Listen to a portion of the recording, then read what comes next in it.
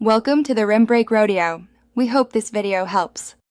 In this video, I will explain how to use an Amiibo on your Nintendo Switch. First, make sure your console is powered on and running the most recent system update. Next, verify that the specific game you're playing actually supports Amiibo figures, as not all titles do. Once confirmed, open the game and look for an Amiibo option, usually found in the main menu or a dedicated in-game section. This prepares your system for the next steps. Once you've found the Amiibo option in your game, select it to activate the scanning function. The game will then display an on-screen prompt, instructing you to touch your Amiibo to the designated scan area.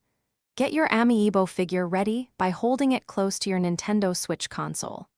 This step is crucial for the system to recognize your figure and its unique data. Now, it's time to scan your Amiibo.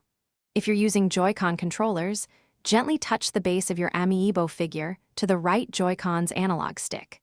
For those with a Pro controller, place the Amiibo directly onto the Nintendo Switch logo located at the top center of the controller. Hold the Amiibo perfectly still for a few seconds until your console successfully registers the figure and its data. After a successful scan, your game will quickly process the unique data from your Amiibo.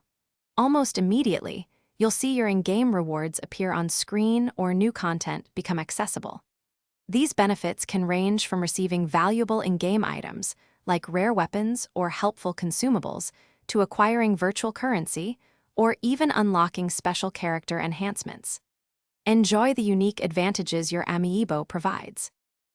Thanks for watching. Consider subscribing if we helped you.